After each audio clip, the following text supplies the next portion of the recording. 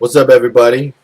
It's your boy Aaron Clark back, and I made a video earlier this week, and I told you guys to leave me some questions, and get back to you. I'll make another video this week and answer whatever you had to give me. So I'm a man of my word, and here I am. So let's see what you guys have for me. Um, do you wear wraps with every set of squats, or when you just start to go heavy? Um, well, my answer for that is don't rely on wraps. I can say that I've kind of gotten into that habit in the past, but I don't really like to use them much. I honestly don't use them right now. I'll go through phases where I'll start to use them in my training off and on if I start to get pain. But keep that in mind that they should really only be used if you have pain. Or for me, my limit is when I go above 4 plates, above 4 or 5, I'll usually put a wrap around my patella tendon area under my kneecap because I don't really want to spring load my knee, because if you're bouncing in the squat position or bouncing out of a hack squat, you're just you're not creating good training habits, and you're asking for an injury, and you're not even going to stimulate the quad in the same way. So don't use them as a crutch. You're not a power lifter. Um, you know, if you do, you'll just weaken your knees, and I don't think it's a good habit. Let's see. What does my diet mainly consist of during prep? Let's see. Well, I've been doing a lot of egg whites because I know I've said this before a few times, but my biggest struggle as a bodybuilder, I think, has been really my ability to eat enough to support muscle growth, support the training that it requires to kind of develop this muscle, and yeah, just to even maintain weight. So I've had times where I've actually had to cut back on my training to train every other day because I just couldn't eat enough to train every day. Um, it's just been an issue for me. So egg whites makes my life easier because I don't really like to rely on protein shakes just because of their way. It's dairy, and it's not really a whole food like an egg white is. So at least 2 of my meals during the day are 2 cups of egg whites mixed with either a fiber supplement or a superfood green supplement. Um, and then depending on the carbohydrate intake for that meal, I'll have that with cream of rice usually, or Ezekiel bread, or this, that, or the other. I do jasmine rice a lot. I try to do red meat once a day just to stay full. And I also interchange chicken breasts and whitefish, tilapia.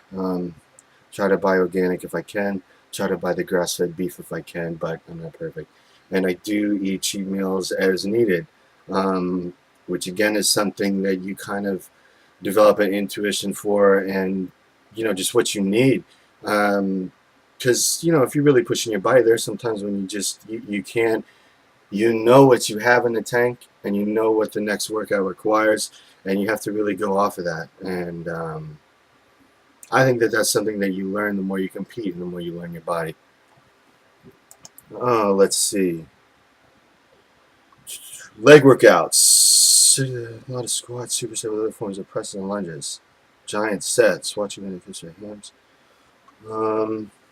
Okay, well, my leg workouts, normally I do 2 leg workouts. Now, when I started bodybuilding, I did 1 leg workout, and I started to do quads and hams, and I just did it once a week like everybody does, and like everybody does when they start training, everything once a week. No, it didn't work out because you know what I did? I just had developed teardrops, and my glutes and hams were terrible. I had nothing. So when I hit my side shots, back shots, just had nothing going on. The reality of it is it takes a lot more attention to detail. So for me, that meant I do 2 leg days. And I like to squat on both days, just because I think squats is it's a good tie-in movement for quads, hamstrings, glutes, everything. Pretty much your entire lower body, as well as your core strength. It's just, for me, it's one of the best movements I can do, even though I have hip problems, even though I've had back problems. I still squat in both leg workouts. And I normally do these workouts, I think the minimum time between these I would do would be 4 days.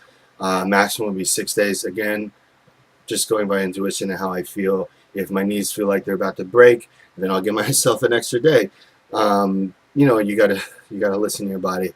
Especially when I get close to a show, I'm extra careful because you don't want to pull that move where you're so set on sticking to your program because your show is close that you hurt yourself, and it's bad. You really have to listen. You gotta push your limit, but you gotta find that fine line between being ignorant and just working hard.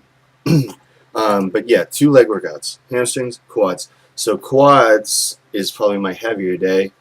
Um, Hamstrings a little lighter, but to be honest, now I've gotten into doing more volume. So quads, I'll try to start with one hamstring exercise just to put the blood in there, and then I'll go to quads, and I'll do one giant set.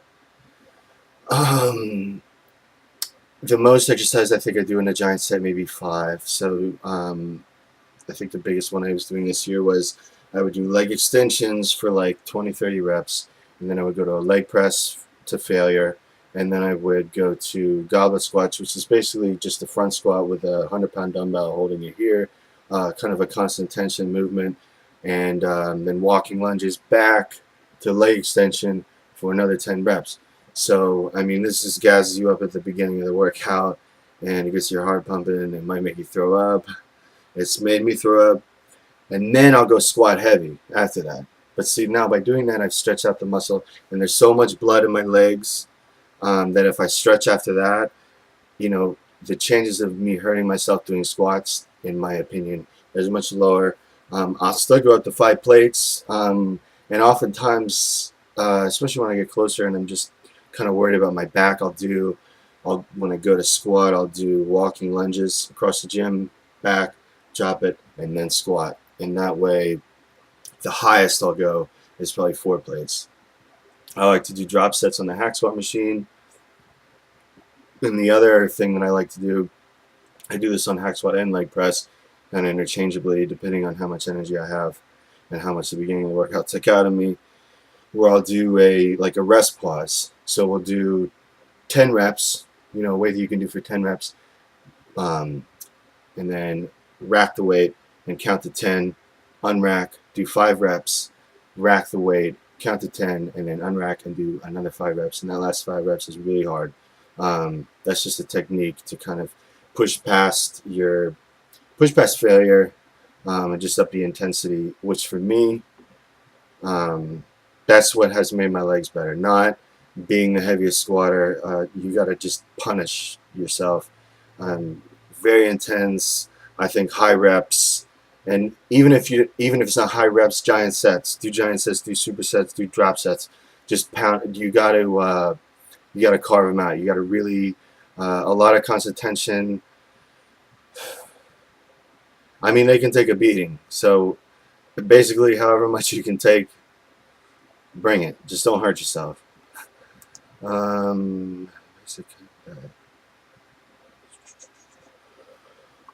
basic cutting diet, I think that depends on really your physique and where you're coming from starting. Because somebody like me, I have a fast metabolism, so it depends on if you're a mesomorph, endomorph, ectomorph. And the most important thing, a basic cutting diet is going to be different for everybody.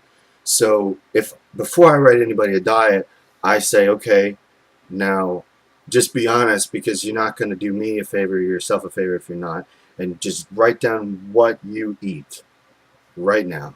What is making you look the way you look right now, and then you make goals based off of how you look now, what you're eating now, because that's the only way to go from point A to point B.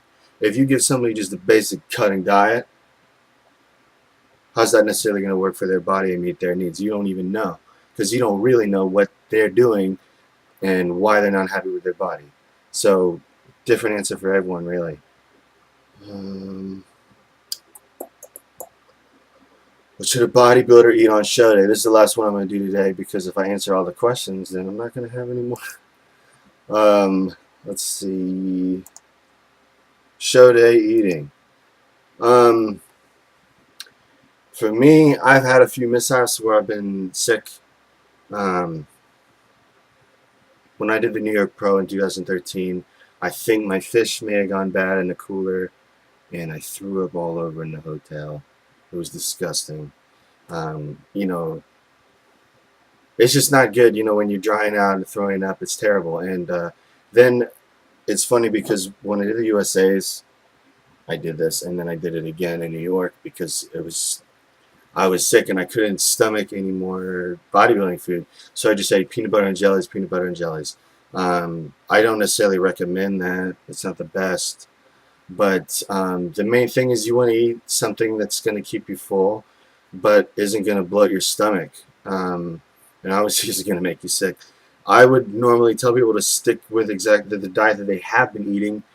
The one thing to keep in mind is that protein doesn't necessarily have an immediate effect on how your body is looking in the moment. So eating lots of protein will probably give you more of a distended stomach and will make you look maybe not as good.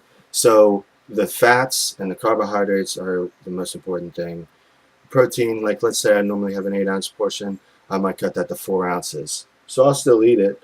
And then if I flatten out, to be honest with you, I'll go get a burger and fries with salt because sometimes you don't realize it. And if you've been drying out, you know, whatever you've done to dry out, it's depletion. And sometimes if you go eat a salty meal but you don't overdo the fluids, it will make just a crazy difference in your physique. So I don't like to recommend that to people either because some people do that and it'll be a disaster. Again, it depends.